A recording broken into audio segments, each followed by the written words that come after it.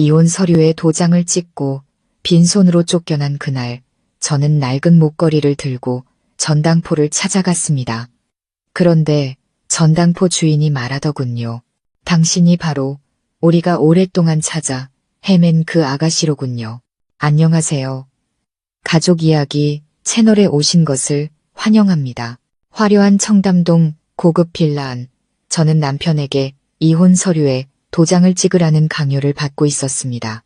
아들을 낳지 못했다는 이유만으로 시어머니는 저를 가차없이 내쫓았습니다.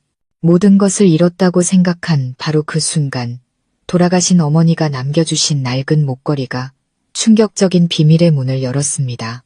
제가 바로 국내 굴지의 재벌가 성진그룹의 유일한 외손녀였던 겁니다. 버림받은 며느리에서 막강한 권력을 가진 상속녀로 제 딸을 되찾기 위한 전쟁이 마침내 시작되었습니다. 창밖의 빗소리가 유난히 처량하게 들려왔습니다. 굵은 빗방울이 유리창을 때리는 소리가 마치 산산조각난 제 심장을 두드리는 것 같았습니다. 이탈리아제 가죽 소파에 앉은 저는 망부석처럼 굳어 있었습니다. 맞은편에는 5년간 제 남편이었던 민준과 시어머니가 앉아 있었죠. 우리 사이 번쩍이는 원목 테이블 위에는 새하얀 종이 뭉치가 놓여 있었습니다. 그 위에 적힌 글자 하나하나가 제 인생을 찌르는 비수와도 같았습니다. 바로 이혼 서류였습니다. 무거운 침묵을 깬 것은 민준이었습니다. 그는 아무런 감정 없는 차가운 눈빛으로 서류를 제 쪽으로 밀며 말했습니다. 도장 찍어, 서연아. 우리 여기서 끝내자. 저는 한때 제 청춘을 다 바쳐 사랑했던 그 남자를 바라봤습니다. 이 작은 가정을 위해 모든 것을 포기했던 남자였는데 제 목소리가 떨려 나왔습니다. 왜? 내가 뭘 잘못했는데? 시어머니는 옆에서 우아하게 차를 한 모금 마시더니 탁소리가 나게 찻잔을 내려놓았습니다. 그녀는 저를 곁눈질로 훑어보았습니다. 제가 며느리로 사는 내내 익숙해져 버린 그 경멸 어린 시선이었죠. 네가 뭘 잘못한 건 없어. 시어머니의 목소리는 얼음장처럼 차가웠습니다. 내 유일한 잘못은 아들을 못 낳은 거야. 이 집안은 대를 이을 아들이 필요하지 딸 자식이 아니라고. 그 말 한마디 한마디가 제 가슴의 상처에 소금을 뿌리는 것 같았습니다. 제 딸, 이제 겨우 3살인 우리 소미는 제 세상의 전부였습니다. 저는 부들부들 떨었습니다. 소미가 아직 너무 어려요. 어머님, 제발, 어머니라고 부르지 마라. 시어머니는 제 말을 잘랐습니다. 너처럼 쓸모없는 며느리 둔 적 없어. 민준이에겐 이미 다른 여자가 있다. 유라가 지금 우리 집안의 핏줄, 아주 잘생긴 아들을 뱃속에 품고 있어. 모든 것이 분명해졌습니다. 모든 것은 이미 오래전부터 계획된 것이었습니다. 제 남편 민준은 저를 배신한 겁니다. 그에게는 애인이 있었고 그녀는 아들을 임신 중이었습니다. 저는 혹시나 하는 마음에 민준을 바라봤습니다. 작은 죄책감이라도 남은 정이라도 찾아보려 했지만 그의 얼굴에는 잔인함만이 가득했습니다. 유라 씨에겐 자리가 필요해. 민준이 담담하게 말했습니다. 서류에 도장 찍어. 일 복잡하게 만들지 말고.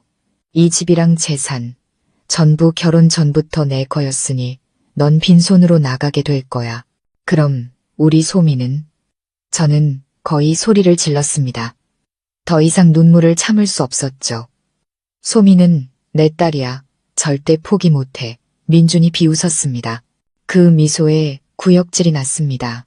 네가 뭘로 애를 키울 건데. 직업도 돈도 집도 없잖아. 법원에서는 너 같은 엄마한테 절대 양육권을 주지 않아. 서류에 명시되어 있잖아. 네가 자발적으로 양육권을 포기한다고. 심장이 멎는 것 같았습니다.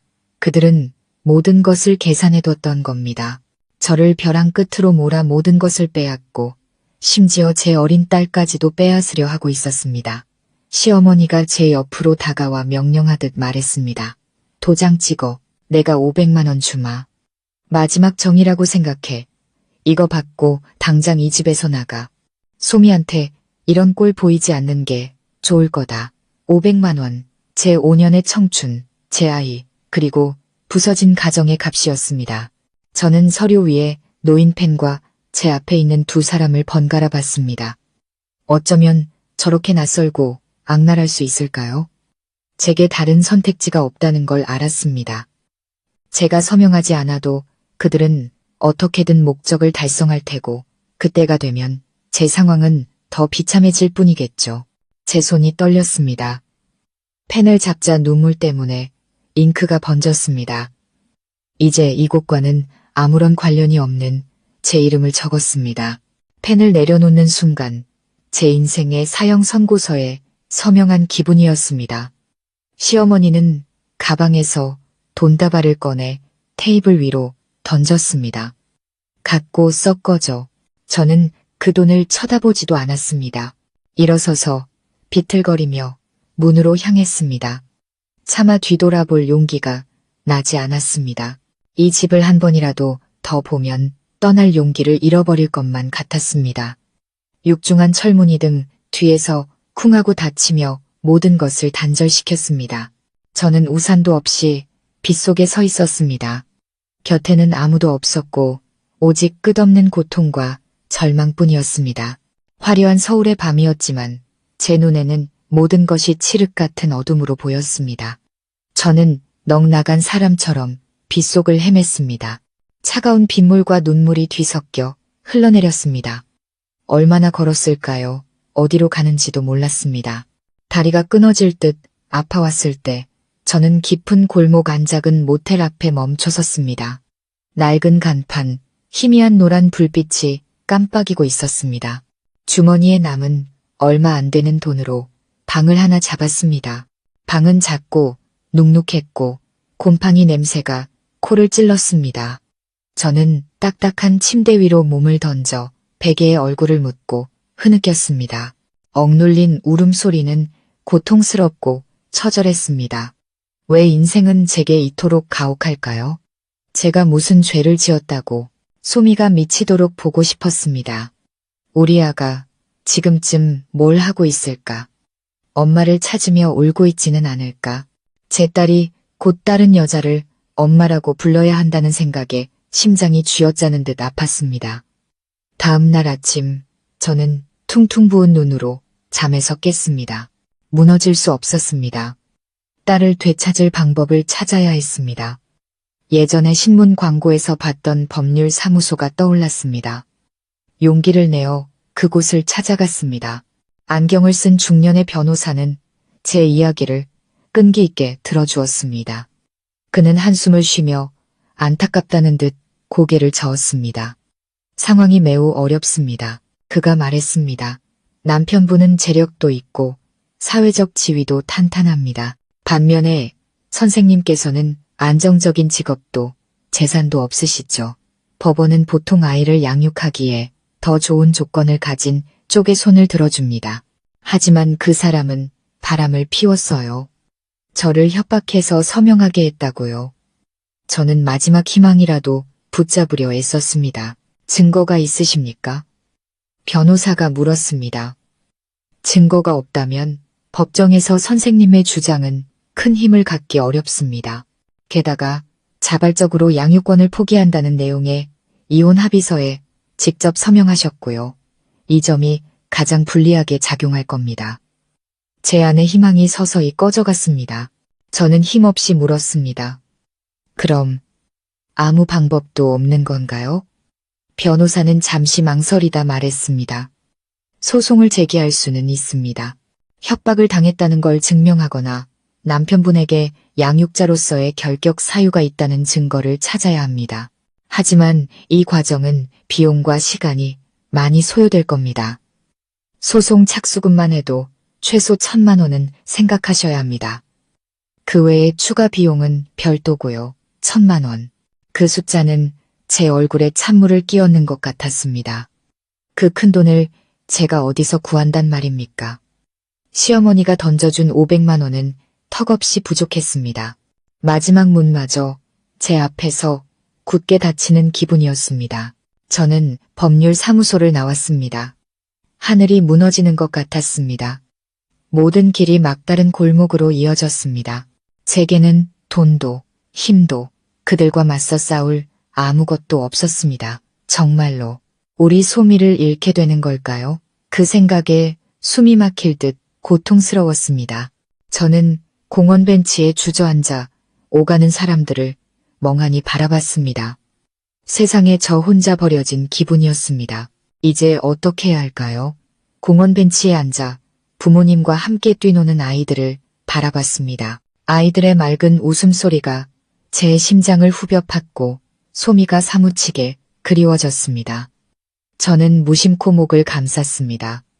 그곳에는 늘 차고 있던 목걸이가 있었습니다. 작은 잎사귀 모양의 비취 펜던트가 달린 단순하는 목걸이. 어머니가 돌아가시기 전 제게 남겨주신 유일한 유품이었습니다.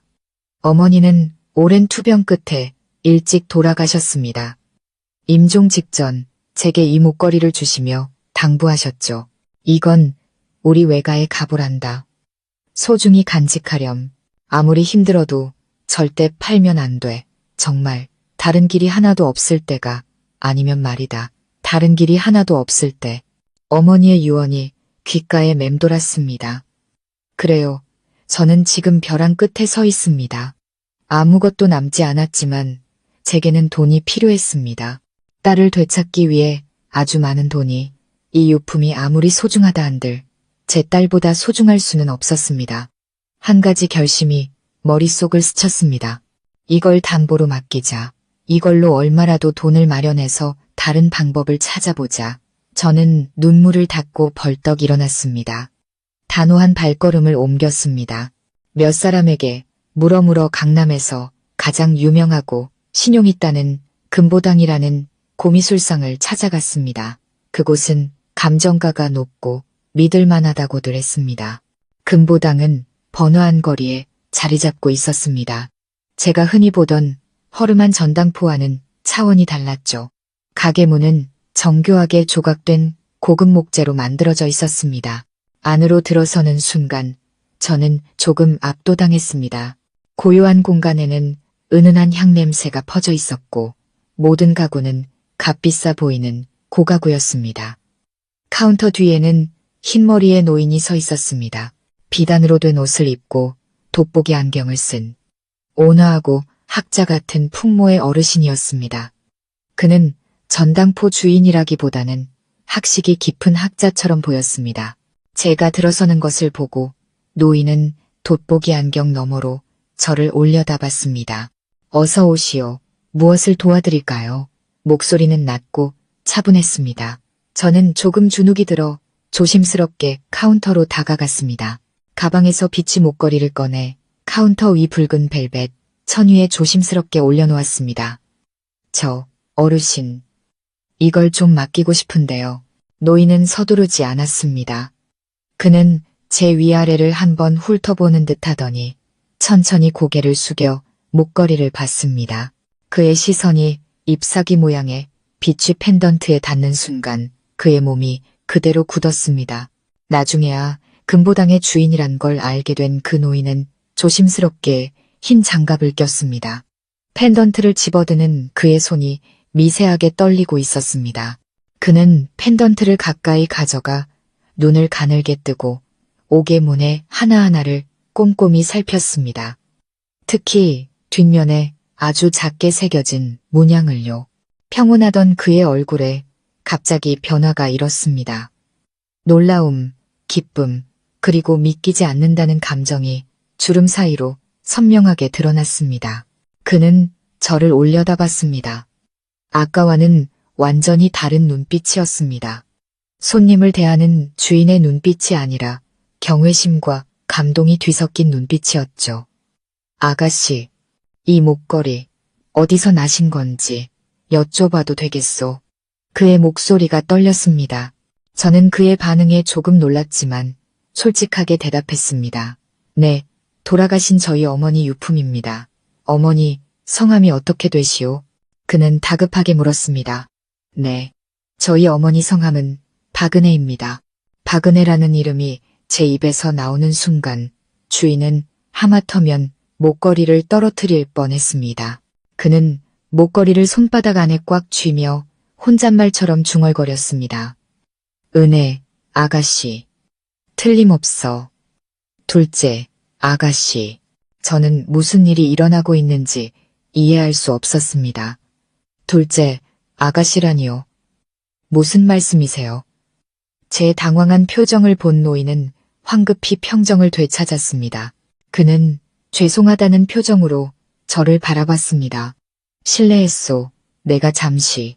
아가씨, 잠시만 여기 앉아 기다려 주시겠소? 아주 중요한 일이니 제가 전화를 한 통 해야겠소. 말을 마친 그는 제 대답도 기다리지 않고 목걸이를 쥔 채 안쪽의 작은 방으로 황급히 들어갔습니다. 저는 손님용으로 놓인 의자에 앉았습니다. 마음속은 혼란으로 가득 찼죠. 고작 전당포인데 왜 이렇게 비밀스러울까? 어머니의 목걸이에는 도대체 어떤 특별한 사연이 있는 걸까? 안에서 주인이 통화하는 소리가 희미하게 들려왔습니다. 그의 목소리는 흥분과 경외심으로 가득 차 있었습니다. 회장님, 찾았습니다. 가문의 증표가 틀림없습니다. 네, 은혜 둘째 아가씨의 따님입니다. 지금 바로 이곳에 있습니다. 네, 알겠습니다. 통화가 끝나고 주인이 나왔습니다. 저를 대하는 태도가 완전히 달라져 있었죠. 그는 정중하게 허리를 숙여 제게 차를 권했습니다. 아가씨, 저희 회장님께서 곧 도착하실 겁니다. 부디 잠시만 더 기다려 주십시오. 회장님이요? 저는 어떤 회장님도 알지 못하는데요. 저는 그냥 물건을 맡기러 왔을 뿐입니다. 주인은 온화하게 미소 지었습니다. 곧 모든 것을 알게 되실 겁니다. 약 15분 후 번쩍이는 검은색 롤스로이스 한 대가 가게 앞에 멈춰 섰습니다. 검은 양복을 입은 거구의 경호원 2명이 내려 차문을 열었습니다. 머리는 희끗했지만 허리는 꼿꼿한 위엄 있는 노인이 내렸습니다. 그는 완벽하게 재단된 양복을 입고 은으로 된 손잡이가 달린 지팡이를 짚고 있었습니다. 나이가 들었음에도 그에게서 뿜어져 나오는 기세는 사람을 압도했습니다. 노인이 가게 안으로 들어서자 주인이 황급히 고개를 숙여 인사했습니다. 회장님, 노인은 가볍게 고개를 끄덕이고는 날카로운 눈빛으로 저를 똑바로 쳐다봤습니다. 그는 천천히 다가와 제 얼굴을 빤히 들여다봤습니다. 그 눈빛에는 무언가를 살피는 듯한 애틋한 그리고 억누르고 있는 듯한 크나큰 기쁨이 담겨 있었습니다. 심장이 빠르게 뛰기 시작했습니다. 이 얼굴 왜 이렇게 낯이 익을까요? 주인이 공손하게 목걸이를 건넸습니다. 노인은 목걸이를 한참 들여다보더니 고개를 들어 떨리는 목소리로 물었습니다. 네가 은혜의 딸이냐? 저는 그 질문에 얼어붙었습니다. 어떻게 저희 어머니 성함을, 왜 저를 그런 눈빛으로 보시는 거죠? 저는 더듬거렸습니다. 네, 맞는데요. 어떻게 아셨어요? 노인은 바로 대답하지 않았습니다. 그의 눈시울이 붉어지며 눈물이 고였습니다. 그는 주름진 손을 들어 떨리는 손길로 제 뺨을 부드럽게 쓰다듬었습니다. 닮았어. 정말. 내 어미를 빼닮았구나. 그리고 그는 주인을 돌아보며 감정을 숨기지 못하고 말했습니다. 틀림없어. 내 외손녀다. 외손녀요. 저는 머리를 한 대 맞은 것 같았습니다. 이 고귀해 보이는 남자가 제 외할아버지라고요? 믿을 수 없는 이야기였습니다. 저는 태어나서 지금까지 엄마만 있는 줄 알았습니다. 아버지나 외가 친척이 누구인지는 전혀 몰랐습니다. 제가 물을 때마다 엄마는 슬픈 표정으로 고개를 저으며 이미 다 돌아가셨다고만 했습니다. 제 혼란스러운 표정을 본 노인이 한숨을 쉬었습니다. 그의 목소리는 20년이라는 기나긴 세월의 회한을 담고 있었습니다. 내가 네 외할아버지 박진태다. 내 어머니 은혜는 내 둘째 딸이었지. 20년 전 그 아이는 내가 반대하는 평범한 남자와 결혼하겠다며 내 말을 어기고 가문을 등진 채 집을 나갔다. 할아버지의 목소리에는 깊은 자책감이 묻어났습니다. 그때 내가 너무 화가 나고 완고해서 이 문을 나서는 순간 다시는 돌아올 생각 말라고 소리쳤지. 그런데 정말로 떠나버릴 줄은 몰랐다. 지난 20년간 단 하루도 너희 모녀를 찾지 않은 날이 없었다. 하지만 망망대해 같은 세상에서 일부러 숨어버린 사람을 찾는 것이 어디 쉬운 일이더냐. 나는 평생 내 딸과 외손녀를 다시는 못 볼 줄 알았다. 오늘이 오기 전까지는. 할아버지는 손안의 목걸이를 꽉 쥐었습니다. 이것은 성진그룹 후계자의 증표다. 집안의 아이들은 각자 자신만의 비취 조각을 갖지만 후계자로 지목된 사람만이 이 잎사귀 모양의 비취를 갖게 되지. 그해 나는 모든 것을 네 어머니에게 물려주려 했었다. 하지만 믿을 수 없는 이야기가 제 눈앞에서 펼쳐지고 있었습니다. 온화하고 소박했던 우리 엄마가 사실은 부유한 재벌가의 아가씨였다니. 그리고 버림받고 무일푼 신세였던 제가 순식간에 재벌 총수의 외손녀이자 성진그룹의 상속녀가 되었습니다. 모든 것이 너무 빠르고 갑작스러워서 도저히 받아들일 수가 없었습니다. 박 회장, 제 외할아버지는 제 당황한 모습을 보고 제 손등을 가볍게 두드리며 따뜻하게 말했습니다. 지금 내 마음이 얼마나 복잡할지 안다. 괜찮다. 우선 집으로 가자. 집에 가서 천천히 모든 이야기를 해주마. 집이요. 저는 멍하니 되물었습니다. 그래, 우리 집으로. 할아버지는 확신에 찬 목소리로 말했습니다. 그가 경호원에게 눈짓하자 그 즉시 롤스로이스가 가게 앞 광장으로 들어왔습니다. 차문이 열리자 평생 꿈도 꿔보지 못한 호화로운 내부가 보였습니다. 할아버지는 저를 부축해 금보당을 나섰습니다. 고급 세단에 올라타면서 저는 문득 고개를 돌려 번잡한 서울의 거리를 바라봤습니다. 똑같은 도시였지만 단 한나절 만에 제 인생은 완전히 다른 방향으로 꺾여버렸습니다. 차는 부드럽게 미끄러지듯 출발했습니다. 제 비참했던 과거를 뒤로 한 채 앞으로 무슨 일이 기다릴지는 알 수 없었지만 마음속에 희미한 희망의 불씨가 타오르기 시작했습니다. 어쩌면 우리 소미를 되찾을 수 있을지도 모른다고. 차가 서울 시내를 달리는 동안 저는 마치 구름 위를 걷는 기분이었습니다. 날고해진 제 옷차림은 고급 가죽과 원목으로 마감된 차 내부와 극명한 대조를 이뤘습니다. 외할아버지는 곁에 앉아 조용히 저를 바라보셨습니다. 그 눈빛에는 잃어버렸던 가족을 되찾은 기쁨과 함께 제가 겪었을 고통에 대한 안타까움이 어려 있었습니다. 차는 도심을 벗어나 푸른 나무가 우거진 한남동의 큰 길로 접어들었습니다. 안으로 들어갈수록 으리으리한 대저택들이 나타났습니다. 마침내 차는 거대하고 높이 솟은 예술적인 철문 앞에 멈췄습니다. 문 너머로는 푸른 정원으로 둘러싸인 고풍스러운 프랑스식 대저택이 보였습니다. 이건 집이 아니었습니다. 하나의 성이었죠. 문이 자동으로 열리고 차는 자갈이 깔린 길을 따라 천천히 안으로 들어갔습니다. 길 양옆에서는 유니폼을 입은 정원사들이 부지런히 나무를 손질하다가 일제히 하던 일을 멈추고 고개를 숙여 인사했습니다. 차가 현관 앞에 멈추자 50대쯤 되어 보이는 단정한 검은 양복 차림의 남자가 두 줄로 도열한 사용인들과 함께 이미 기다리고 있었습니다. 회장님, 돌아오셨습니까? 남자가 공손하게 말했습니다. 할아버지는 고개를 끄덕이고는 차 문을 열어 제가 내리는 것을 도왔습니다. 그리고 그 남자에게 저를 소개했습니다. 김 집사, 이쪽은 내 외손녀 서연이다. 은혜 아가씨의 딸이야. 김 집사라는 남자는 순간 얼어붙은 듯 놀란 눈으로 저를 바라봤습니다. 그 놀라움은 이내 진심 어린 기쁨으로 바뀌었습니다. 그는 깊이 고개를 숙였습니다. 아가씨, 집으로 돌아오신 것을 환영합니다. 저는 여전히 이 모든 상황이 꿈만 같았습니다. 할아버지와 김 집사를 따라 저택 안으로 들어갔습니다. 내부는 외부보다 훨씬 더 화려했습니다. 바닥은 반짝이는 대리석이었고 높은 천장에는 눈부신 크리스탈 샹들리에가 걸려 있었습니다. 묵직한 원목 가구부터 명나라 시대의 도자기, 벽에 걸린 유화에 이르기까지 모든 물건에서 부와 품격이 느껴졌습니다. 바로 그때 계단 위에서 한 여성의 목소리가 들려왔습니다. 아버지, 돌아오셨어요? 급하게 나가셨다고 들었는데 무슨 일 있으셨어요? 40대쯤 되어 보이는 여성이 명품 실크 원피스를 입고 화려한 화장을 한 채 내려오고 있었습니다. 할아버지와 얼굴은 꽤 닮았지만 눈빛은 차갑고 계산적으로 보였습니다. 제 이모가 틀림없었습니다.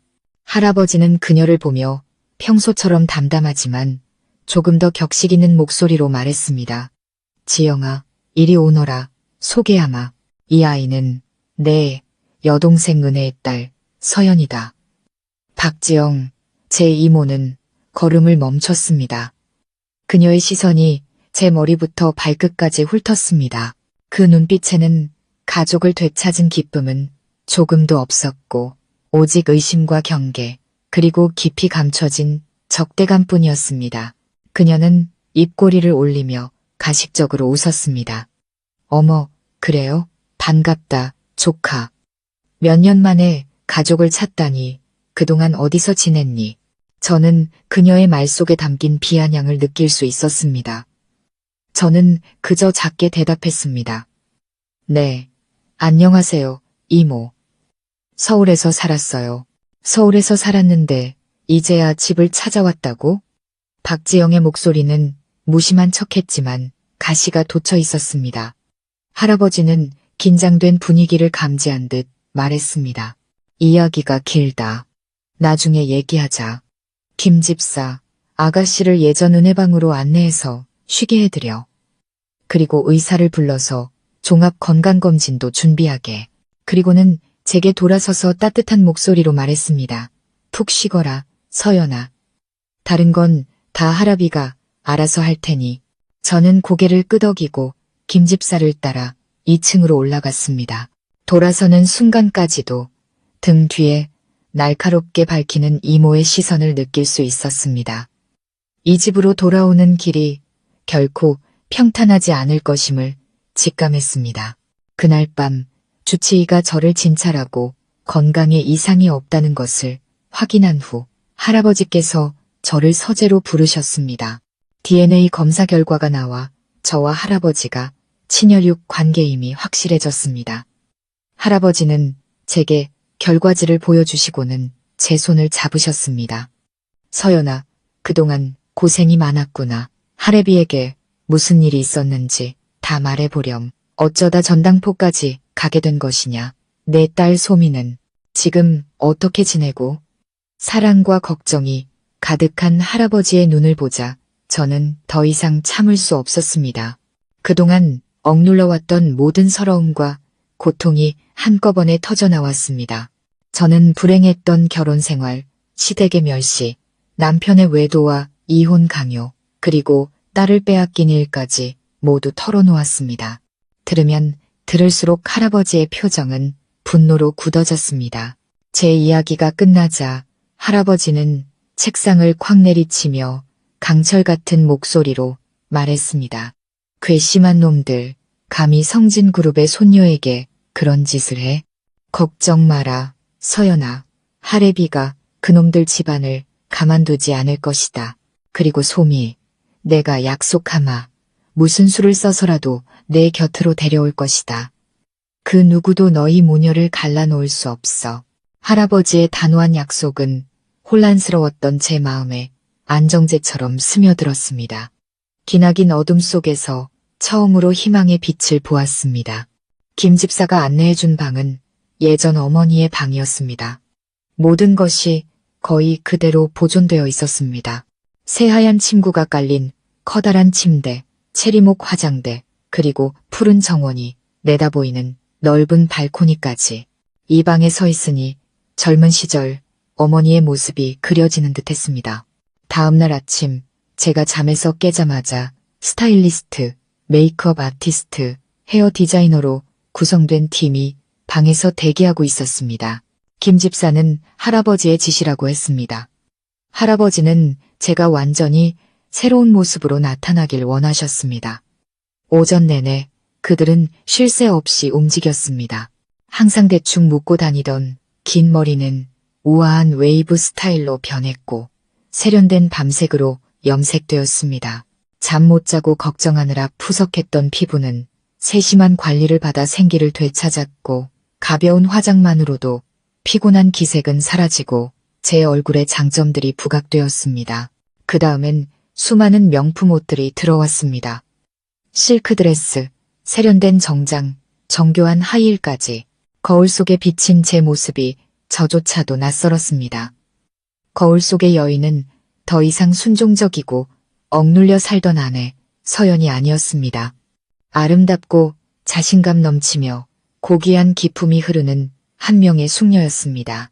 변화는 외모에서 그치지 않았습니다. 할아버지는 제게 검은색 신용카드, 블랙카드를 건네주셨습니다. 이 안에 10억 원이 들어있다. 내 용돈으로 쓰렴. 그동안 너무 힘들게 살았잖니. 아끼지 말고 갖고 싶은 건 뭐든 사거라. 10억 원, 평생 꿈에서도 만져보지 못할 돈이었습니다. 하지만 카드를 손에 쥔 지금 부유해졌다는 기쁨보다는 이것이 하나의 도구, 날카로운 무기가 될 것이라는 생각이 들었습니다. 이것이 있으면 민준의 가족과 맞서 싸우고 딸을 되찾을 힘과 자신감을 얻을 수 있을 겁니다. 할아버지, 감사합니다. 저는 진심으로 말했습니다. 하지만 이렇게 큰 돈은 필요 없어요. 저는 그저 할아버지가 제 말을 막았습니다. 그의 눈빛은 온화했습니다. 네게 뭐가 필요한지 안다. 하지만 내 것을 되찾으려면 넌 다른 위치에 서 있어야 해.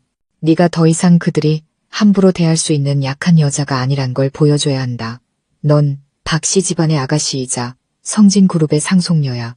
할아버지의 말씀에 정신이 번쩍 들었습니다. 맞습니다.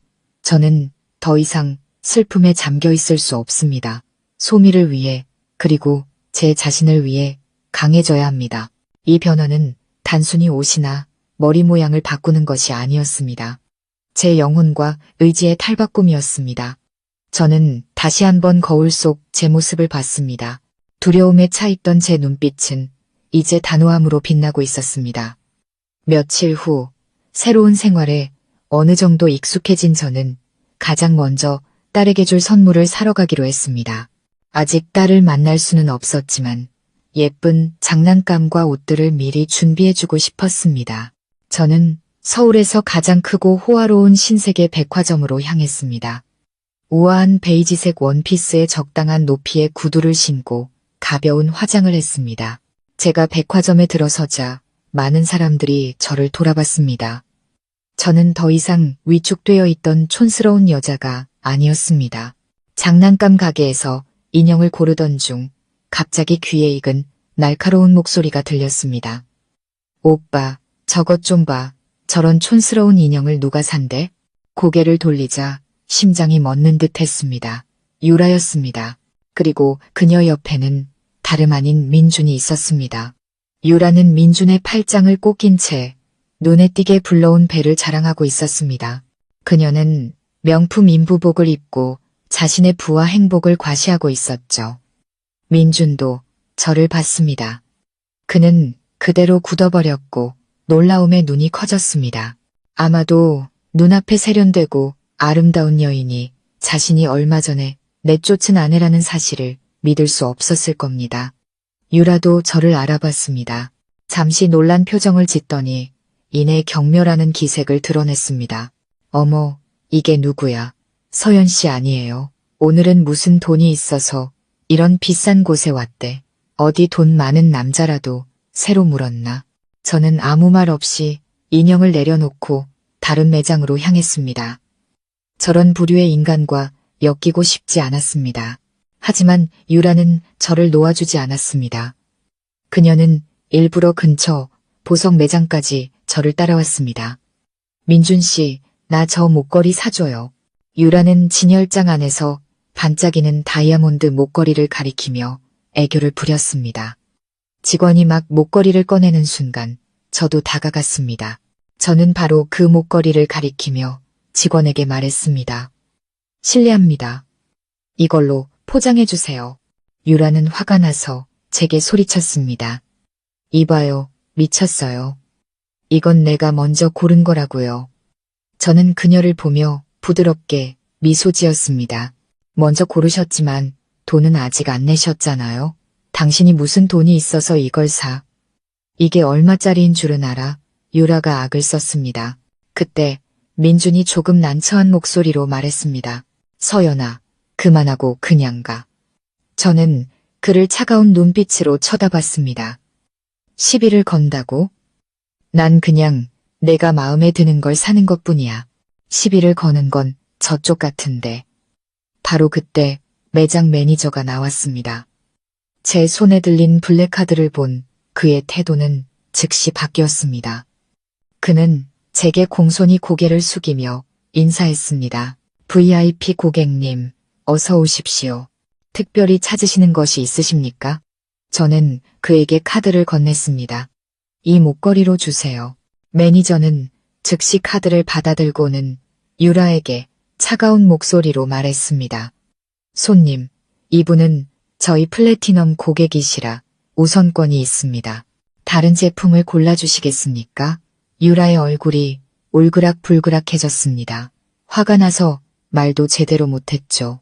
그녀는 민준을 쳐다봤지만 민준 역시 멍하니 서 있었습니다. 그는 믿을 수 없다는 듯 혼란스러운 눈빛으로 저를 뚫어지게 쳐다봤습니다. 불과 며칠 사이에 제가 어떻게 이렇게 변할 수 있었는지 이해하지 못하는 표정이었습니다.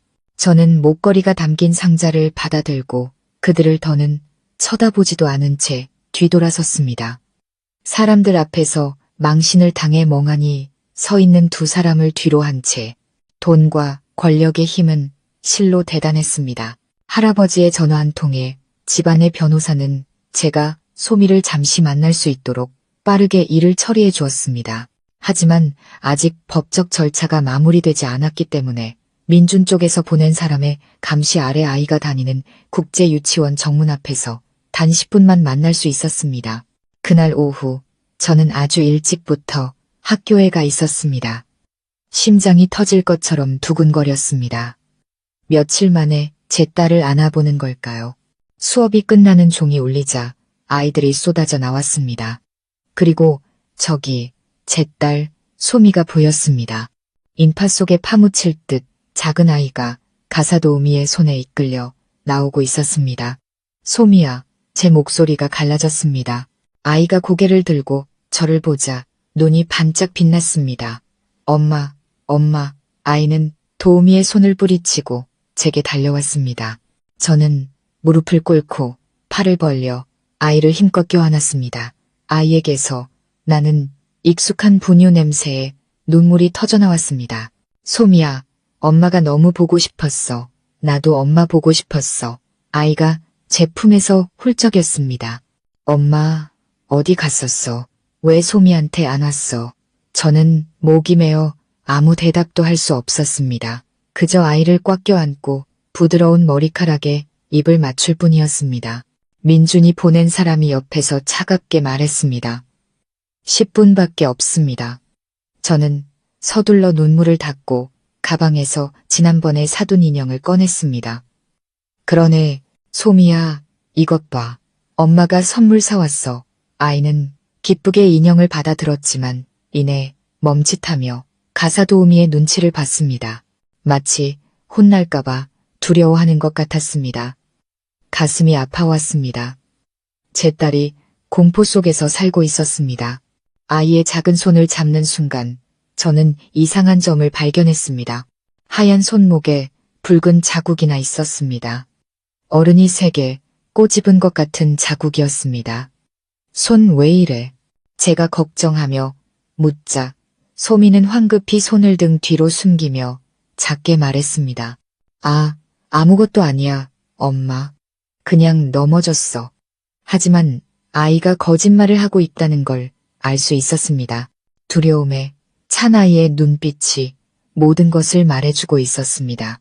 저는 가사도우미를 쳐다봤지만 그녀는 즉시 고개를 돌려 제 시선을 피했습니다.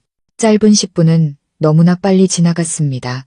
가사도우미가 다가와 소미의 손을 잡아 끌었습니다. 아가씨, 가실 시간이에요. 소미는 제 손을 놓지 않으려 울음을 터뜨렸습니다. 안 가. 엄마랑 있을 거야. 엄마, 소미 데리고 가. 울부짖으며 억지로 끌려가는 딸의 모습을 보며 제 심장은 갈기갈기 찢어지는 것 같았습니다. 저는 그 자리에 못 박힌 듯 서서 아이의 모습이 완전히 사라질 때까지 멍하니 바라봤습니다. 딸의 손목에 있던 붉은 자국이 계속해서 머릿속을 맴돌았습니다. 끔찍한 의심과 분노가 치밀어 올랐습니다. 진실을 밝혀내야 했습니다. 더 이상 가만히 기다리고만 있을 수는 없었습니다. 딸아이의 손에 있던 멍자국은 그냥 지나칠 수 없는 경고였습니다. 저는 즉시 집안 변호사에게 전화해 상황을 설명하고 아이를 단둘이 만날 수 있게 해달라고 요청했습니다. 할아버지의 인맥 덕분에 변호사는 하루 만에 자리를 마련했습니다.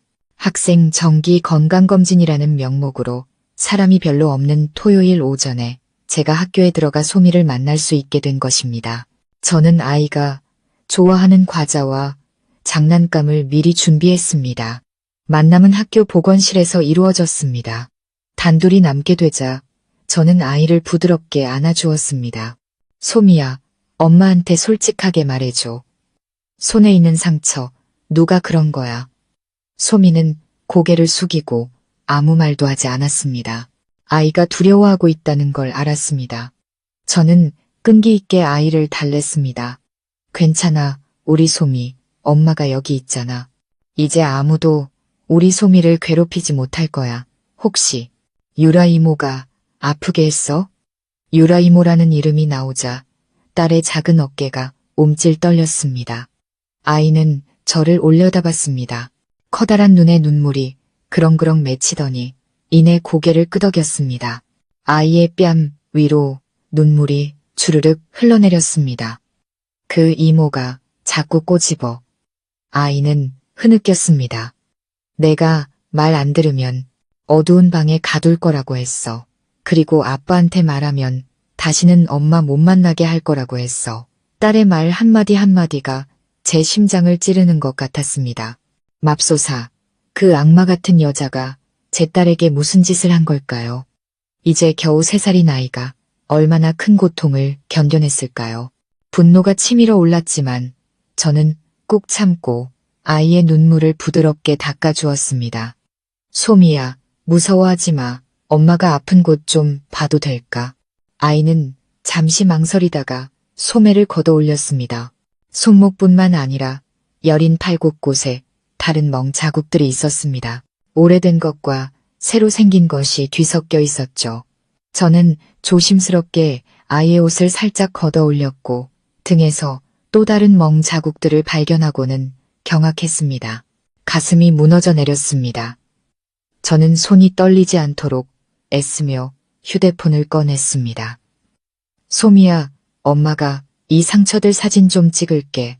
나쁜 이모를 멀리 보내버릴 증거로 써야 해. 다시는 우리 소미를 아프게 못하도록. 아이는 얌전히 고개를 끄덕였습니다.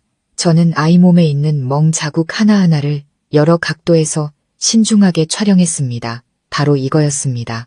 이것이 바로 부인할 수 없는 증거였습니다. 유라의 잔혹함과 민준의 무관심하고 잔인함을 증명할 증거. 사진을 다 찍고 저는 딸을 품에 안았습니다. 가슴속은 분노와 결의로 가득 찼습니다. 단 한순간도 더 제 딸이 상처받게 내버려두지 않을 겁니다. 쫓고 쫓기는 쥐잡기 놀이는 끝났습니다. 이제는 그들과 정면으로 맞설 때였습니다. 딸아이의 몸에 난 멍 자국 사진을 손에 쥐자 마음속 분노의 불길이 맹렬하게 타올랐습니다. 단 1분도 더 기다릴 수 없었습니다. 그날 오후 저는 소미의 유치원으로 차를 몰아 주차장에서 기다렸습니다. 이 시간이면 민준과 유라가 아이를 데리러 올 것을 알고 있었습니다. 예상대로 익숙한 민준의 벤츠가 천천히 들어왔습니다. 민준이 내려 유라의 차문을 열어주었습니다. 그녀는 임신한 배를 쓰다듬으며 거들먹거리며 내렸습니다. 얼굴에는 만족감이 가득했죠. 저는 차에서 내려 그들의 앞을 막아섰습니다. 저를 본 민준이 미간을 찌푸렸습니다. 네가 여긴 또 무슨 일이야? 저는 그가 말을 끝내게 두지 않았습니다. 휴대폰을 들어 올려 소미의 몸에 난 멍, 자국 사진들을 똑똑히 보여주었습니다. 당신 딸이 어떤 고통을 겪었는지 직접 봐. 민주는 사진들을 보고 그대로 굳었습니다. 그는 유라를 돌아보며 따지는 듯한 눈빛을 보냈지만 유라는 재빨리 평정을 되찾았습니다. 그녀는 순진한 척하며 눈물을 글썽였습니다. 오빠, 저 여자 말 믿지 마. 난 소미한테 아무 짓도 안 했어. 애가 워낙 활발해서 뛰어다니다가 넘어진 거야. 우리 사이를 갈라놓으려고 일부러 뒤집어 씌우는 거라고. 넘어졌다고? 저는 차갑게 비웃었습니다. 당신도 사업가잖아. 이게 넘어져서 생긴 상처로 보여. 아니면 잔인한 어른의 손자국으로 보여. 민주는 사진들과 옆에서 울고 있는 유라를 번갈아 쳐다봤습니다. 그의 얼굴에는 망설임이 역력했지만 결국 그는 애인의 말을 믿기로 한 모양이었습니다. 서연아, 이제 그만해. 없는 얘기 지어내지 마. 유라 씨 임신 중이야. 스트레스 주지 말라고. 지어낸다고? 제 귀를 의심했습니다. 이 압이라는 작자는 눈앞의 명백한 증거보다 제 친딸의 고통보다 교활한 여자의 말을 믿는 것이었습니다. 좋아. 그렇게 눈이 멀었다면 나를 원망하지 마. 저는 민준의 눈을 똑바로 쳐다보며 얼음처럼 차가운 목소리로 말했습니다. 당신 아직 이 소식은 모르고 있겠지. 오늘부로 성진그룹은 당신의 대운테크와의 모든 협력을 공식적으로 중단할 거야. 모든 계약은 파기되고 투자금은 회수될 거야. 축하해. 당신 이제 곧 파산이야. 제 말은 민준의 얼굴에 찬물을 끼얹는 것과 같았습니다. 그의 얼굴이 새하얗게 질렸습니다. 그의 회사 대운테크가 지금의 규모로 클 수 있었던 것은 대부분 성진그룹의 프로젝트와 지원 덕분이었습니다. 저와의 결혼을 통해 얻게 된 특혜였죠. 이제 이 버팀목을 잃으면 그의 회사는 폭풍우를 만난 조각배나 다름없었습니다. 무슨 소리야. 민준이 더듬거렸습니다. 네가 무슨 자격으로 그런 짓을 해. 성진그룹 회장 외손녀의 자격으로. 저는 또박또박 말했습니다. 그리고 곧 무책임한 아빠와 악독한 계모의 손에서 내 딸의 양육권을 되찾아올 사람의 자격으로.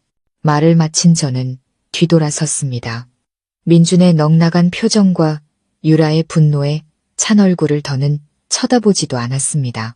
이건 시작에 불과했습니다. 저는 그들이 저와 제 딸에게 저지른 모든 짓에 대해 톡톡히 대가를 치르게 할 겁니다. 유치원에서의 대결은 제게 한 가지 사실을 깨닫게 했습니다. 이 싸움에서 이기려면 단순히 회장의 외손녀라는 신분에만 의존할 수 없다는 것을요. 저에게는 실질적인 권한, 저만의 힘이 필요했습니다. 제가 할아버지에게만 의지하는 장식품이 아니라는 것을 모두에게 증명해야 했습니다. 그날 저녁, 가족 식사 자리에서 저는 할아버지께 말씀드렸습니다. 할아버지, 저도 그룹에서 일하고 싶어요. 할아버지는 놀라셨지만 이내 눈빛의 만족감이 어렸습니다. 좋은 생각이다. 기특하구나. 어떤 자리에서 일하고 싶으냐? 가장 낮은 자리부터 시작해도 괜찮아요. 하지만 직접 배우고 제 능력을 증명하고 싶어요. 할아버지가 허허 웃으셨습니다. 내 손녀가 어떻게 가장 낮은 자리부터 시작한단 말이냐. 좋다. 내일부터 너는 회장 직속 특별 보좌관이다. 나와 직접 일하면서 모든 중요한 회의에 참석하게 될 것이다. 그게 가장 빨리 배울 수 있는 길이야. 다음 날 저는 공식적으로 성진그룹 본사 건물에 첫 발을 내디뎠습니다. 강남 중심부의 우뚝 솟은 유리와 강철로 된 마철로는 우리 가문의 권력과 부의 상징이었습니다. 로비에 들어서자 그 화려함과 전문적인 분위기에 압도당했습니다. 잃어버렸던 아가씨에 대한 소문은 이미 그룹 전체에 퍼져 있었습니다. 제가 회장 전용 엘리베이터에서 내리자 모든 시선이 제게로 쏠렸습니다. 호기심, 의심, 그리고 질투가 섞인 눈빛들이었습니다. 제가 처음으로 참석한 이사회는 바로 그날 오전에 열렸습니다. 할아버지께서 저를 모든 사람에게 소개하실 때 저는 이모 박지영과 그녀의 편에 선 사람들의 불만스러운 기색을 뚜렷하게 느낄 수 있었습니다. 그들은 저를 자신들의 사업에 끼어든 이방인으로 여기고 있었습니다. 회의는 꽤 긴장된 분위기 속에서 진행되었습니다. 제주도 리조트 개발 프로젝트가 부지 매입 문제와 지역 주민들의 반대에 부딪혀 지연되고 있는 상황에 대해 논의 중이었습니다.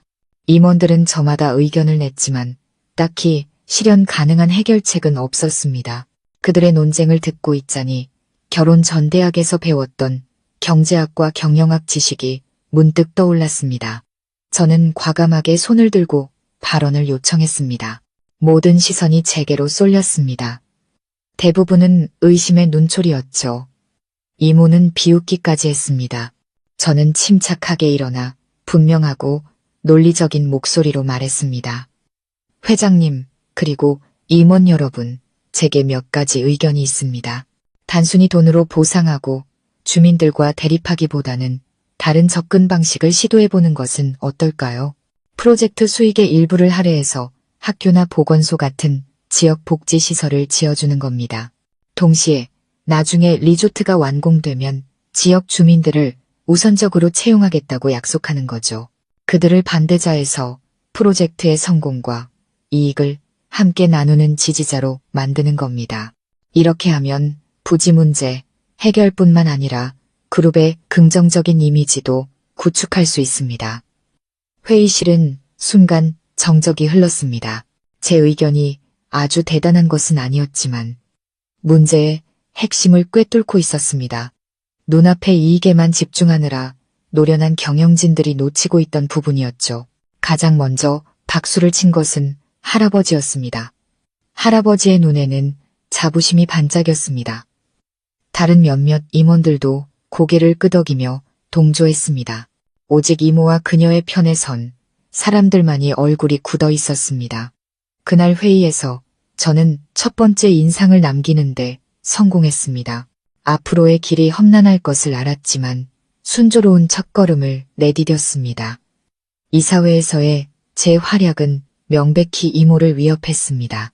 그녀는 할아버지 앞에서 공개적으로 저를 반대할 수 없으니 더 음흉한 방법을 택했습니다. 다음 날 그녀는 저를 자신의 사무실로 불렀습니다. 회장실 바로 아래층, 도시 전체가 내려다 보이는 최고층에 위치한 총괄 사장실이었습니다. 그녀는 거대한 책상 뒤에 앉아 맞은편 의자에 앉으라는 손짓을 했습니다. 서연아, 그녀는 가식적으로 달콤한 목소리로 시작했습니다. 네가 아주 능력 있는 건 알겠지만 실무 경험은 아직 부족하지 않니? 네가 업무에 익숙해지도록 이모가 작은 임무를 하나 줄게. 그녀는 제 쪽으로 두꺼운 서류 뭉치를 밀었습니다. 이건 지난 3년간 대운테크의 모든 재무 보고서와 협력 계약서야. 우리와 거래하는 작은 협력업체지. 이 자료를 면밀히 분석해서 협력의 효율성과 그 회사의 성장 잠재력에 대한 평가 보고서를 작성해 보렴. 일주일 줄게. 저는 서류 뭉치를 보며 그녀의 의도를 파악했습니다. 대운테크는 바로 민준의 회사였습니다. 그녀는 일부러 이 일을 제게 맡겨 저를 곤란하게 하고 제 아픈 상처를 들쑤시려 한 겁니다. 게다가 작은 회사라 분석해봤자 눈에 띄는 실적을 내기도 어렵지만 실수가 있다면 즉시 질책을 받게 되겠죠. 완벽한 함정이었습니다. 이모는 입꼬리를 올리며 알 수 없는 미소를 지었습니다. 비즈니스 세계는 전쟁터란다, 조카. 개인적인 감정이 끼어들 자리는 없어. 네가 그걸 이해하길 바란다. 잘 해내서 아버지와 다른 사람들 실망시키지 말거라. 그녀의 말은 경고이자 도발이었지만 그녀는 착각했습니다. 저는 굴욕감을 느끼기는커녕 이것이 하늘이 준 기회라고 생각했습니다. 민준의 회사 장부를 합법적으로 샅샅이 훑어보는 것보다 그의 약점을 찾기에 더 좋은 방법이 어디 있겠습니까? 저는 태연하게 서류 뭉치를 받았습니다. 믿고 맡겨주셔서 감사합니다. 이모, 반드시 임무를 완수하겠습니다. 제 태도에 이모는 조금 놀란 듯 했습니다. 제가 불쾌해하거나 거절할 거라고 생각했겠죠. 하지만 저는 그저 미소 지으며 서류 뭉치를 들고 그녀의 사무실을 나왔습니다. 이모는 자신이 방금 제 손에 적을 무너뜨릴 가장 날카로운 무기를 쥐어줬다는 사실을 몰랐습니다. 저는 서류 뭉치를 들고 제 사무실로 돌아왔습니다. 할아버지 방 바로 옆에 있는 넓은 공간이었죠. 일주일이라는 시간이 길지 않다는 것을 알았기에 즉시 일에 착수했습니다. 수많은 숫자, 계약서, 건조한 재무 보고서들이 제 눈앞에 펼쳐졌습니다. 처음에는 모든 것이 완벽해 보였습니다. 대운테크의 장부는 아주 전문적으로 작성되어 있었고 어떤 허점도 보이지 않았습니다. 민주는 최악의 남편이었지만 사업가로서는 꽤 영리하고 신중한 사람이었습니다. 하지만 저는 포기하지 않았습니다. 저는 그의 아내였습니다. 누구보다 그의 인간성과 야망을 잘 알고 있었죠. 그가 서류상의 이 소박한 이익에 만족할 리 없다는 것을요. 분명히 이 뒤에는 무언가 숨겨진 것이 있을 겁니다. 저는 밤낮을 잊고 일에 매달렸습니다. 커피가 제 유일한 친구가 되었죠. 결혼 생활 중 무심코 들었던 민준의 의심스러운 사업 통화나 대화 조각들을 기억해내려 했었습니다. 대운테크의 보고서를 시장 데이터나 다른 협력업체의 보고서와 대조하기 시작했습니다. 그리고 마침내 첫 번째 이상한 점을 찾아냈습니다. 터무니없이 높은 가격에 장비를 공급하는 몇몇 낯선 회사와의 계약이었습니다. 조사를 의뢰해보니 그 회사들은 모두 서류상으로만 존재하는 유령 회사, 즉 페이퍼 컴퍼니였습니다. 민주는 이것들을 이용해 허위 계약서를 작성하고 회사 자금을 빼돌려 개인 재산으로 만들고 있었던 겁니다. 그 실마리를 시작으로 저는 더 깊이 파고들었습니다. 파면 팔수록 민준이 구축한 정교한 금융 사기 네트워크의 경악을 금치 못했습니다. 그는 회사 자금을 빼돌렸을 뿐만 아니라 가짜 비용을 만들어 장부상 이익을 줄였습니다. 그리고 마지막 발견이야말로 정말 치명적인 한 방이었습니다. 조작된 낮은 이익으로 대운테크는 수년 동안 막대한 규모의 법인세를 탈루해왔던 겁니다. 이것은 더 이상 경영윤리의 문제가 아니었습니다. 이것은 범죄, 심각한 법률 위반 행위였습니다. 저는 새벽 3시 사무실에 앉아 제가 모은 부인할 수 없는 증거들을 바라봤습니다. 심장이 세차게 뛰었습니다. 바로 이것이었습니다. 제가 필요했던 무기. 이것만 있으면 민준을 사회적으로 매장시킬 수 있을 뿐만 아니라 감옥에 보낼 수도 있었습니다. 소미의 양육권은 당연히 제 것이 될 겁니다. 저는 모든 증거를 USB에 조심스럽게 백업하고 금고 깊숙이 보관했습니다. 이제 결정적인 한 방을 날릴 적절한 시기를 기다리기만 하면 됐습니다. 기회는 생각보다 빨리 찾아왔습니다. 일주일 후 박씨 가문은 시내 최고급 호텔에서 대규모 비즈니스 파티를 열었습니다. 이것은 사업관계를 다지기 위한 연례 행사이자 할아버지께서 서울의 모든 상류층에게 저를 공식적으로 소개하는 자리이기도 했습니다. 그날 밤 저는 몸에 꼭 맞는 세련된 디자인의 와인색 이브닝 드레스를 입었습니다. 머리는 높게 올려 가느다란 목선과 어머니의 유품인 잎사귀 모양 비취 목걸이를 드러냈습니다. 평소보다 화장을 짙게 하여 날카롭고 자신감 넘치는 눈빛을 연출했습니다. 제가 할아버지와 함께 연회장에 들어서자 모든 플래시가 저희를 향해 터졌습니다. 저는 더 이상 과거에 소심하고 촌스러운 여자가 아니었습니다. 파티가 한창일 때 할아버지는 정중하게 마이크를 잡고 모든 사람에게 저를 소개했습니다. 신사숙녀 여러분, 제 외손녀 박서연 양을 소개합니다. 이제부터 서연이는 성진그룹의 부회장직을 맡아 저와 함께 그룹을 이끌어갈 것입니다. 연회장이 술렁였습니다. 부회장이라는 직책은 이름뿐인 자리가 아니었습니다. 그것은 누구도 흔들 수 없는 제 후계자로서의 위치를 확고히 하는 것이었습니다. 저는 미소 지으며 사람들에게 고개를 숙여 인사했습니다. 그 사이 이모의 얼굴은 분노로 어두워졌습니다. 인파 속을 훑어보던 제 눈에 민준이 들어왔습니다. 그도 이곳에 와 있었습니다. 아마 성진그룹과의 거래가 끊긴 후 회사를 살릴 기회를 찾으러 온 것이겠죠. 그는 무대 위에 저를 복잡한 눈빛으로 바라보고 있었습니다. 놀라움, 후회, 그리고 약간의 두려움이 섞인 눈빛이었습니다. 연설이 끝난 후 저는 한 직원에게 눈짓하여 민준에게 옥상 라운지에서 따로 만나고 싶다는 말을 전해달라고 부탁했습니다. 10분 후 민준이 라운지로 들어왔습니다. 그는 지치고 긴장된 모습이었습니다. 제가 여유롭게 차를 마시는 모습을 보더니 그가 먼저 애원하는 듯한 목소리로 말했습니다. 서연아, 우리 얘기 좀 할 수 있을까? 회사 일, 어떻게든 다시 되돌릴 수 없을까? 저는 찻잔을 내려놓고 차갑게 미소 지었습니다. 되돌릴 수 있을지 없을지는 나한테 달린 게 아니라 당신한테 달렸어. 저는 지갑에서 USB를 꺼내 테이블 위에 올려놓았습니다. 이 안에는 당신의 데온테크가 지난 5년간 탈세한 모든 증거가 들어있어. 금액이 꽤 커. 당신이 최소 10년은 감옥에 살기에 충분할 만큼. 민준의 얼굴이 종이장처럼 하얗게 질렸습니다. 그는 떨리는 손으로 USB를 보다가 저를 보고는 아무 말도 하지 못했습니다. 저는 일어나 그의 옆으로 다가가 우리 둘만 들릴 정도로 귓가에 속삭였습니다. 당신에게 2가지 선택지를 줄게. 하나, 내일 내가 이걸 국세청과 검찰에 넘기는 거야.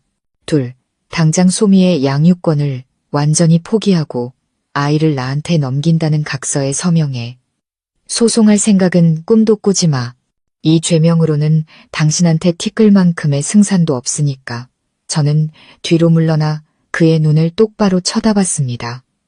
생각할 시간은 24시간이야. 이 파티가 끝나면 답을 듣고 싶어. 말을 마친 저는 뒤돌아 라운지를 나섰습니다. 절망과 공황 상태에 빠진 민준을 홀로 남겨둔 채. 이 바둑은 제가 이겼습니다. 저는 연회장으로 돌아왔습니다. 천근만근 갔던 짐을 내려놓은 듯 마음이 가벼웠습니다. 민준이 소미를 제게 넘기는 것 외에 다른 선택을 할 리 없다고 확신했습니다. 하지만 기쁨은 오래가지 않았습니다. 예상치 못한 변수가 터졌습니다. 몇몇 파트너들과 이야기를 나누던 중 우연히 할아버지와 이모가 발코니 근처 구석에서 격렬하게 다투는 모습을 보게 됐습니다. 멀리 있었지만 할아버지의 분노에 찬 표정과 이모의 도전적인 눈빛을 볼 수 있었습니다. 아무래도 상속과 유언 문제로 다투는 것 같았습니다. 갑자기 할아버지께서 가슴을 부여잡으셨습니다.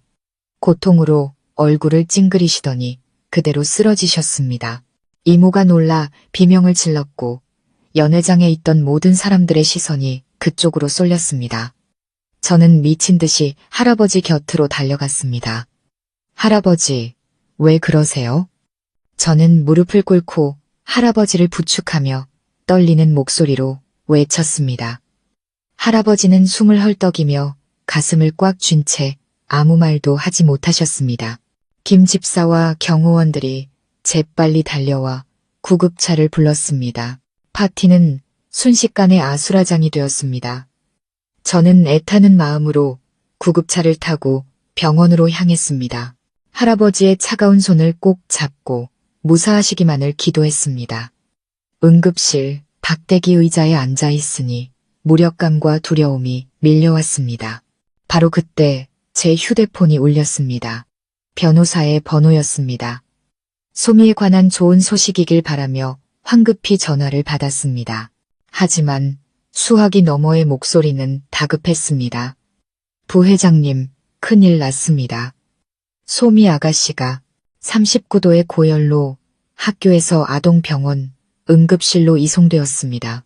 저희가 민준 씨와 유라 씨에게 1시간 넘게 연락을 시도했지만 받질 않습니다. 귀가 멍해졌습니다.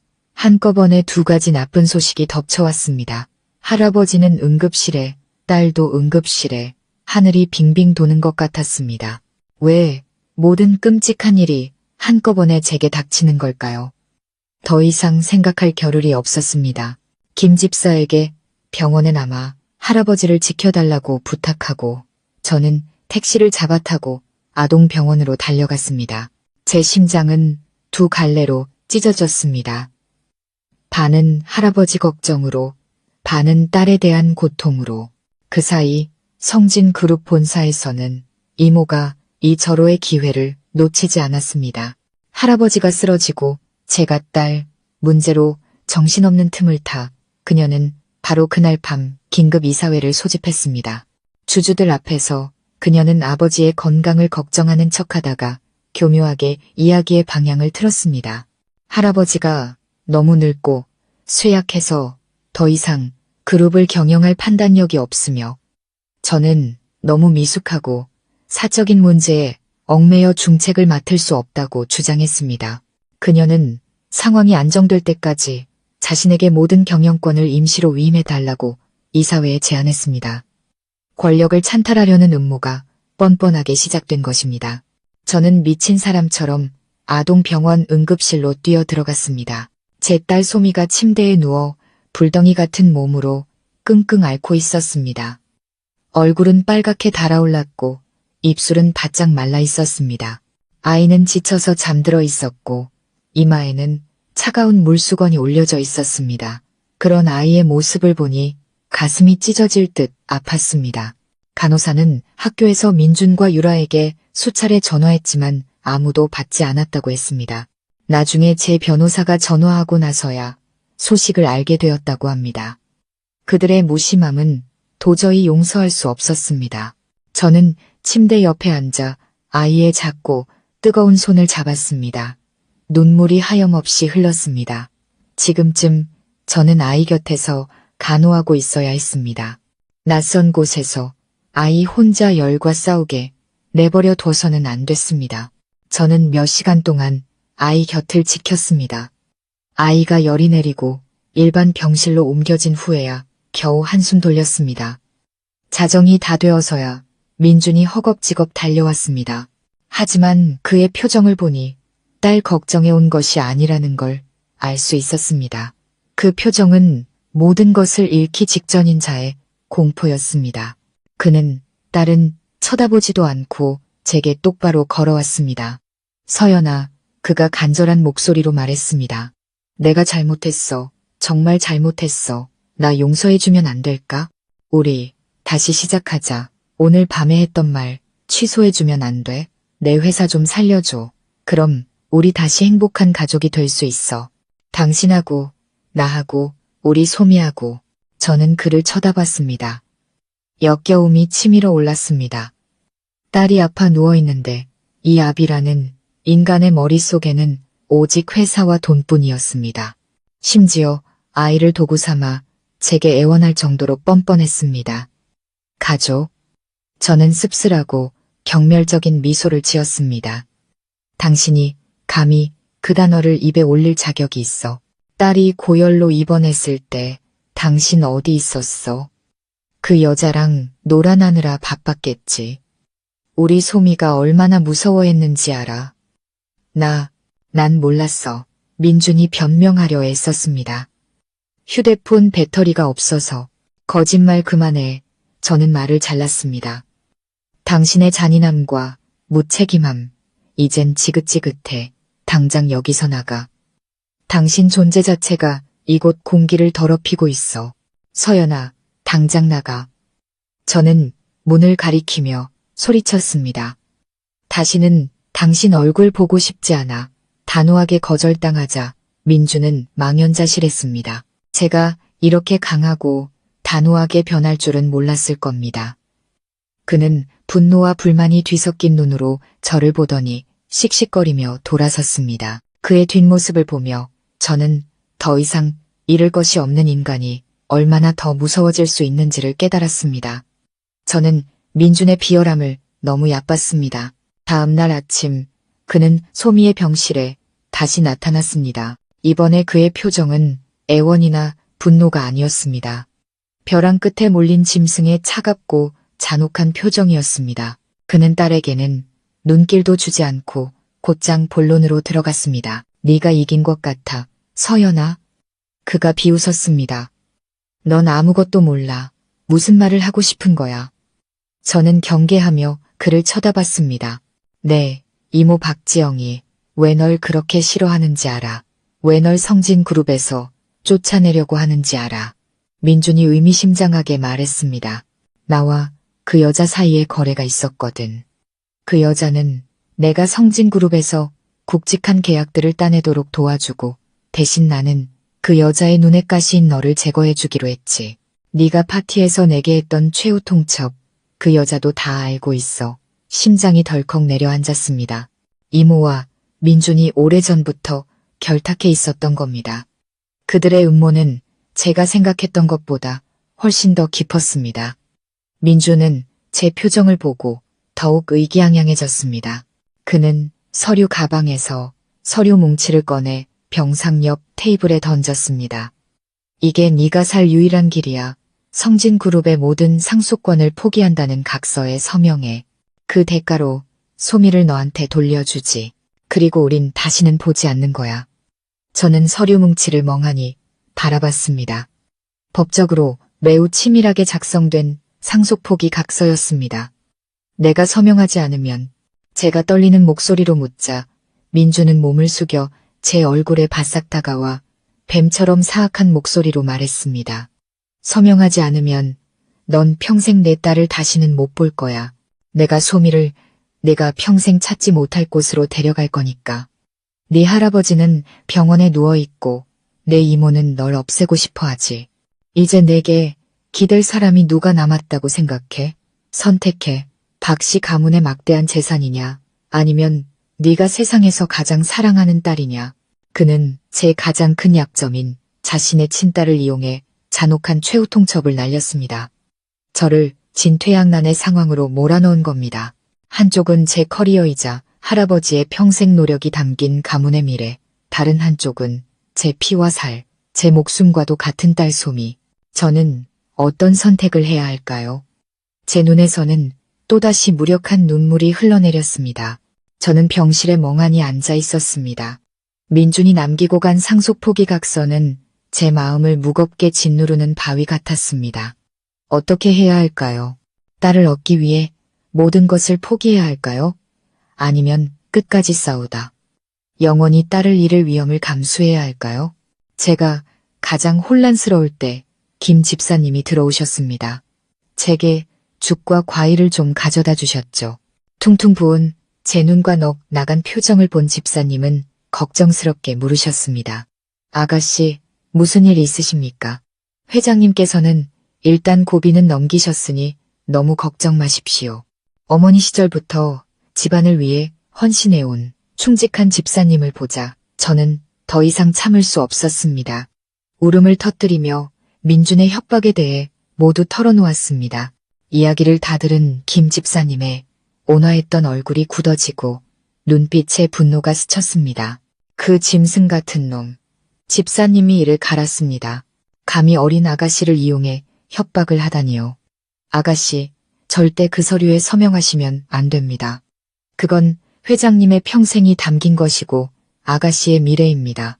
박지영 사장 손에 넘어가게 둘 수는 없습니다. 하지만 소미는요. 전 소미를 잃을 수 없어요.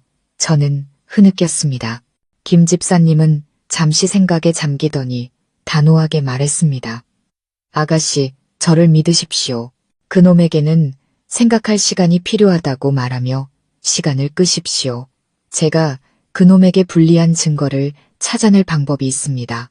제가 박씨 집안에서 수십 년을 일하면서 쌓아온 인맥이 좀 있습니다. 그리고 제가 똑똑히 기억합니다. 민준 그놈의 서재, 그림 뒤에 아주 교묘하게 숨겨진 금고가 하나 있습니다. 중요한 서류는 모두 그곳에 보관할 겁니다. 김 집사님의 말에 마음속에 희미한 희망이 싹 텄습니다. 저는 집사님의 말대로 민준에게 생각할 시간이 하루 더 필요하다고 문자를 보냈습니다. 민준은 제가 넘어왔다고 생각했는지 즉시 동의했습니다. 그날 밤 제가 병원에서 민준의 발을 묶어두는 동안 김 집사님은 행동에 나섰습니다. 오랜 인맥과 노련함으로 그는 민준의 빌라에 잠입하는 데 성공했습니다. 그는 서재로가 금고를 열었고 그 안에서 발견한 것들은 우리 모두의 상상을 초월했습니다. 제가 찾아냈던 금융사기와 탈세 증거 외에도 김 집사님은 세 가지의 충격적인 사실을 더 발견했습니다. 첫째, 솜이 앞으로 들어놓은 10억 원짜리 생명보험 계약서. 유일한 수혜자는 바로 민준이었습니다. 그에게 따른 돈벌이 수단에 불과했던 겁니다. 둘째, 우리가 이혼하기 훨씬 전부터 준비된 양육권 박탈 계획서. 거기에는 저를 부적격한 엄마로 몰아가기 위한 거짓 증거 조작 계획까지 담겨 있었습니다. 그리고 셋째, 가장 끔찍한 것은 민준과 이모 박지영이 주고받은 몇 통의 편지였습니다. 편지에서 이모는 저를 해칠 음모를 논의했을 뿐만 아니라 무심코 충격적인 비밀을 언급했습니다. 계획대로 진행해. 옛날 내 애비와 내가 은혜년을 처리했을 때처럼 일 그르치지 말고. 김 집사님은 녹음 파일 하나도 찾아냈습니다. 파티에서 이모가 할아버지와 다툴 때 바로 제 어머니의 죽음에 대한 비밀을 이용해 할아버지를 협박하여 심장 발작을 일으키게 한 내용이었습니다. 김 집사님은 그 모든 치명적인 증거들을 그날 밤 병원으로 가져왔습니다. 서류와 녹음기를 손에 쥔 저는 분노로 온몸이 떨렸습니다. 이 모든 일의 배후에는 잔혹한 음모와 20년간 감춰져 온 끔찍한 진실이 있었습니다. 다음날 아침 저는 민준에게 최종 답변을 주겠다며 병실로 오라고 했습니다. 그는 제가 굴복할 것이라 확신하며 의기양양한 표정으로 들어왔습니다. 제 변호사와 사복경찰 2명이 이미 옆방에서 대기하고 있었습니다. 결정했어? 민준이 비열하게 웃으며 물었습니다. 결정했어. 저는 이상할 정도로 침착하게 대답했습니다. 저는 그가 내민 펜을 잡는 대신 서류 뭉치 하나를 그의 앞으로 밀었습니다. 내가 서명하기 전에 당신이 먼저 이걸 보는 게 좋을 거야. 민준은 미간을 찌푸리며 호기심에 서류를 펼쳤습니다. 읽으면 읽을수록 그의 얼굴은 놀라움에서 공포로 그리고 마침내 두려움으로 새하얗게 변해갔습니다. 보험 계약서, 양육권 박탈 계획서, 이모와 주고받은 편지들, 그의 모든 범죄가 눈앞에 펼쳐졌습니다. 바로 그때 병실 문이 열렸습니다. 제 변호사와 경찰들이 들어왔습니다.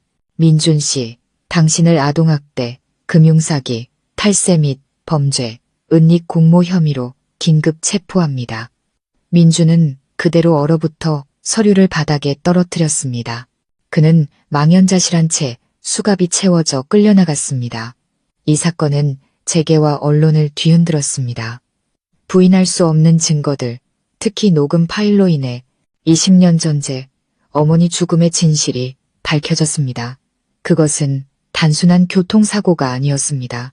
이모 박지영이 어머니의 재능을 질투하고 상속권을 차지하기 위해 당시 성진그룹의 경쟁 상대였던 민준의 아버지와 공모하여 어머니 차의 브레이크를 고장냈던 겁니다. 그들의 음모가 비극을 낳았습니다. 할아버지는 깨어나신 후 모든 진실을 알고 엄청난 고통에 빠지셨지만 아주 단호하셨습니다. 즉시 기자회견을 열어 모든 사실을 공개하고 이모와의 의절을 선언하며 그녀의 모든 직위와 상속권을 박탈했습니다. 박지영은 마침내 법의 심판대에서 자신의 죄값을 치르게 되었습니다. 법원은 제2혼 소송을 신속하게 처리했습니다. 모든 증거 덕분에 저는 소미의 완전한 양육권을 갖게 되었습니다. 민준과 시어머니는 모든 것을 잃었습니다. 회사는 파산했고 명예는 땅에 떨어졌습니다. 몇 달 후 모든 폭풍이 지나갔습니다. 할아버지의 건강은 점차 회복되었고 그룹의 모든 경영권을 제게 넘겨주셨습니다. 저는 공식적으로 성진그룹의 여성 총수가 되었습니다. 어느 맑은 오후 저는 소미를 안고 저택의 발코니에 서서 햇살 가득한 정원을 내려다봤습니다.